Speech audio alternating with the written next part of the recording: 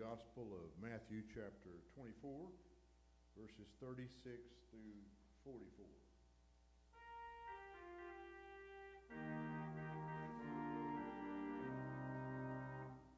Jesus said, "But concerning that day and hour no one knows, not even the angels in heaven, nor the Son, but the Father only.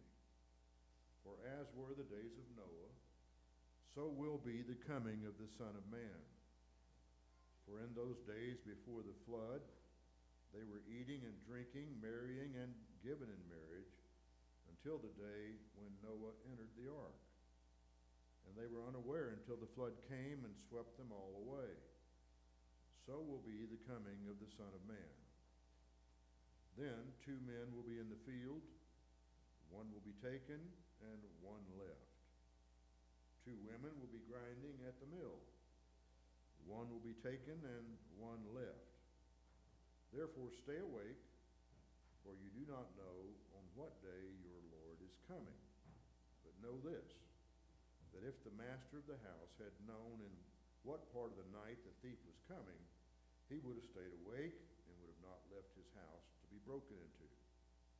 Therefore, you also must be ready, for the Son of Man is coming at an hour you do not expect." This is the word of the Lord.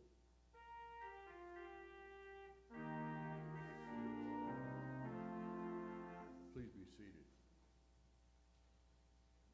Advent is a time of watching and preparation.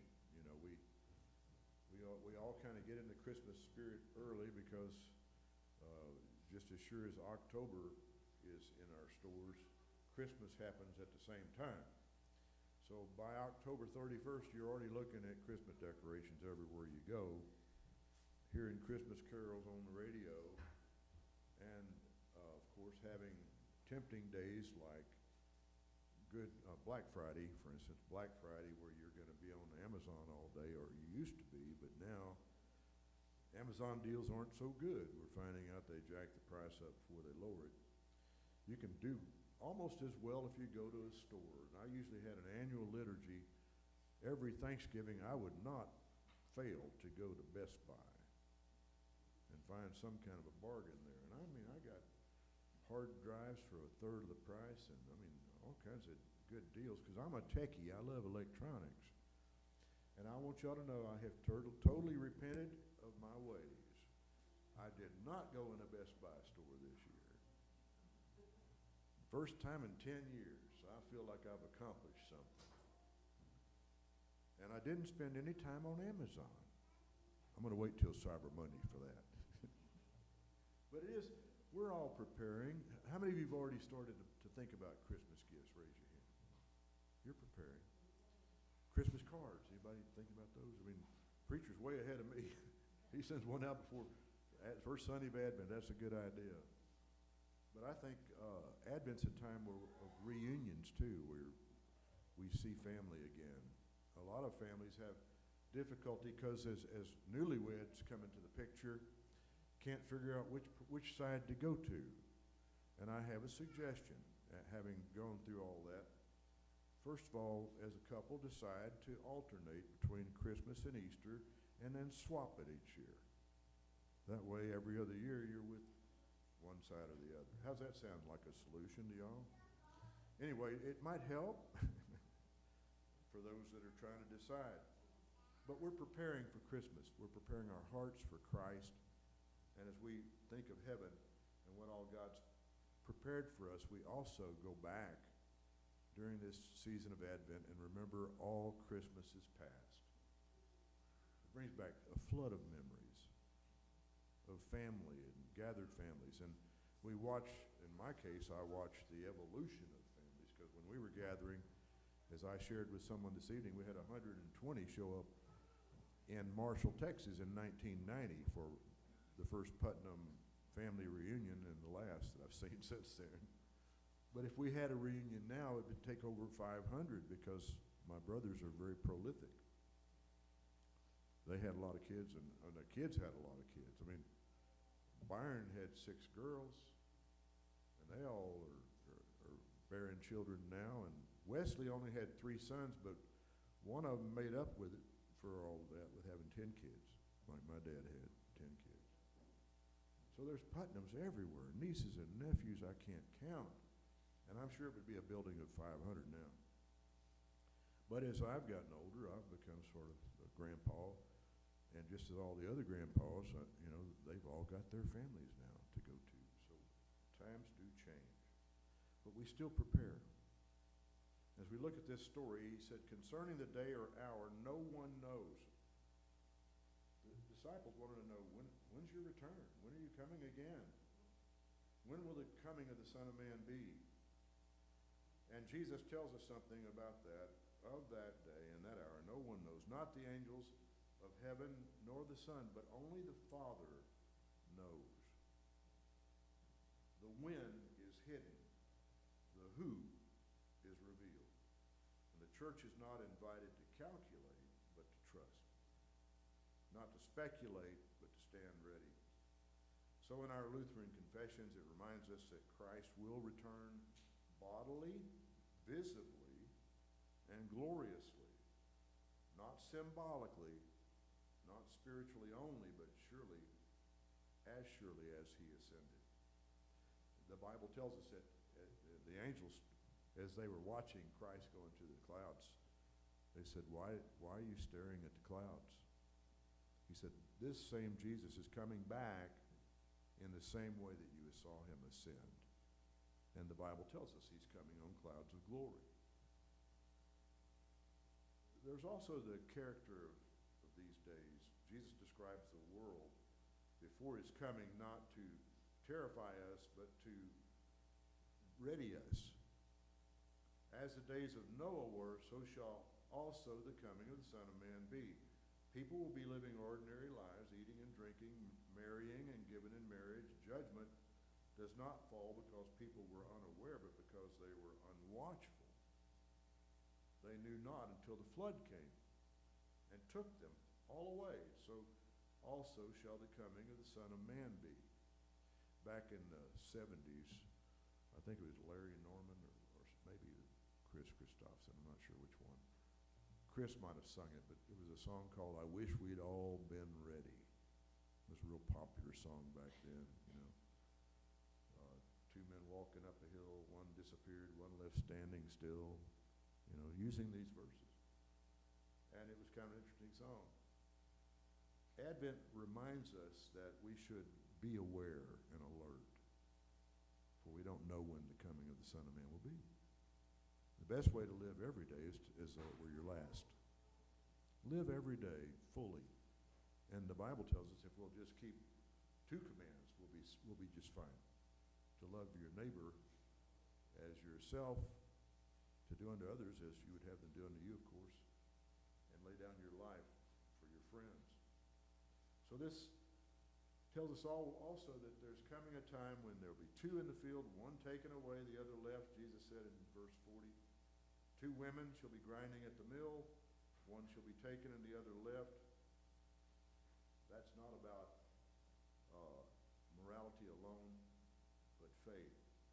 And we're taught, even in the Augsburg Confession, that we are justified by faith alone, but faith never stands idle.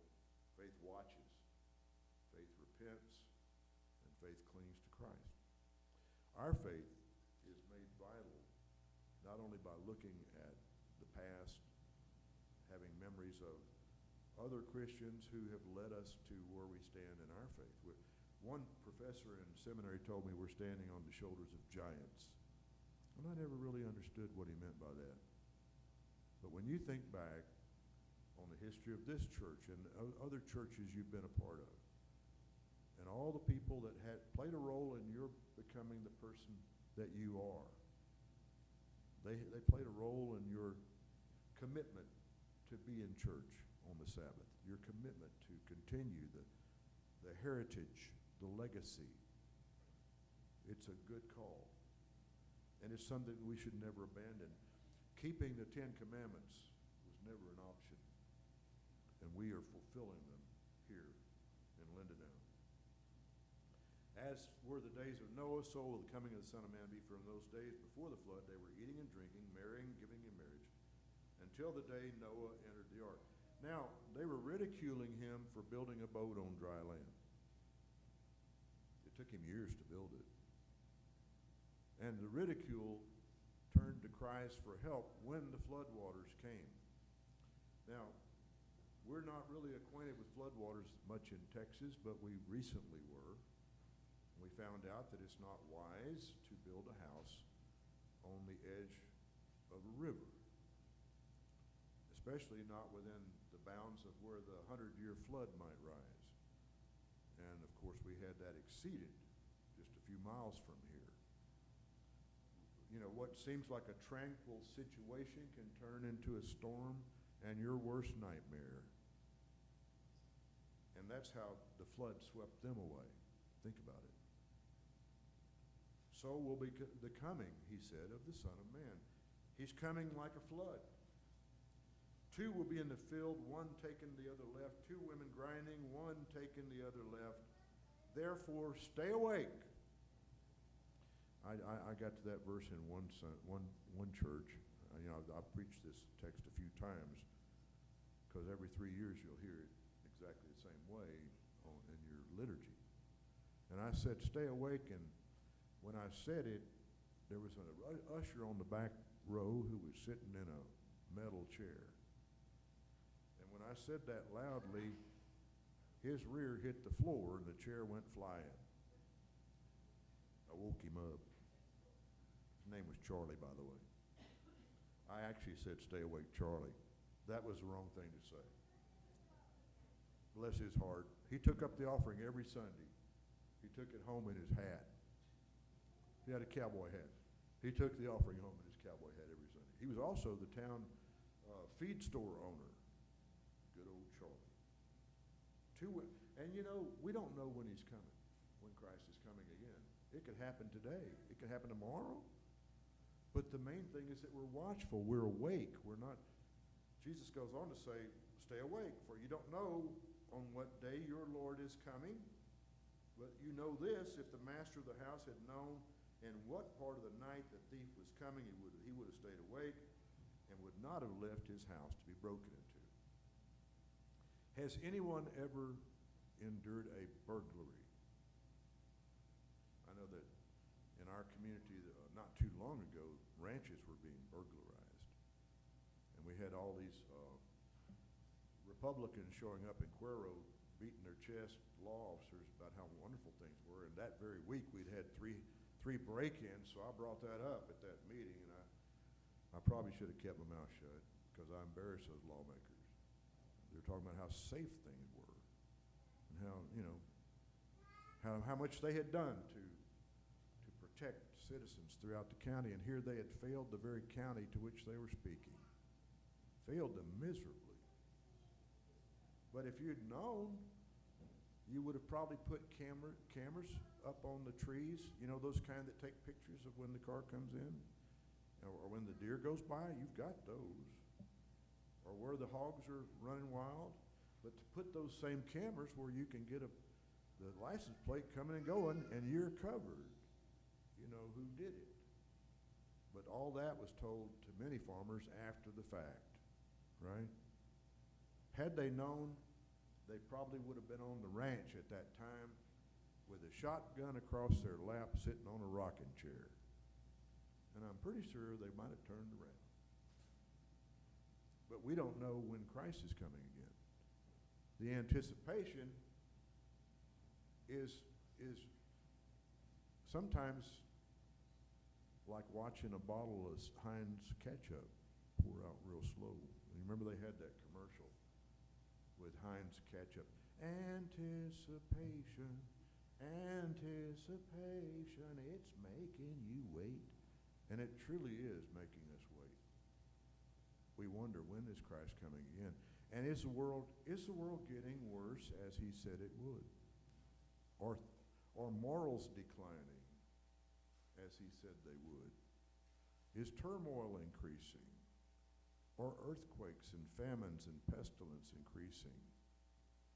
Yes, to all those questions. I saw the most horrible fire I've ever seen in Hong Kong, where some worker got upset. 3 of them got upset. Now they say they arrested 6 or 7 of them. And were upset about whoever was managing the project, so they set the bamboo on fire. And the end result was 8 city blocks, 37 stories high, were burned, and over 150 people died. Horrible fire. Have y'all heard about that? It was on the news, and I thought, what if something like that were to happen in New York? Of course, we never put bamboo on top of skyscrapers. But there's turmoil, there's tragedy. Everywhere you turn, there's craziness. And sometimes you wonder, Lord, what's going to happen next? But Jesus predicted there would be famines and pestilence and earthquakes and floods and storms. And that we should be ready, that families would turn on one another. I never thought that would ever happen until just even this last Thanksgiving, people encouraging over politics, people to stay away from family members. I thought, why would you do that? You know, we're family first. Everybody say family first. Isn't it true? And you know whose family really comes first? God's family. Because you're a part of God's family. And I'm so glad to be a part of that family where we're brothers and sisters in Christ. And, you know, it doesn't matter that we weren't raised together. We were raised like one another in a Christian environment. And we understand where the true treasures in life are, where the pearls are, where the diamonds are. And it's in relationship. It's in caring. It's in loving one another, serving one another. Rejoicing with those who rejoice, weeping with those who weep, and remembering with gratitude the fond memories that tie us all together, that we call Christmas. A time of waiting, anticipation, and a time of deliverance from sin. A time of freedom, a time of joy, and a time where light breaks through the darkness to declare that Jesus Christ is King.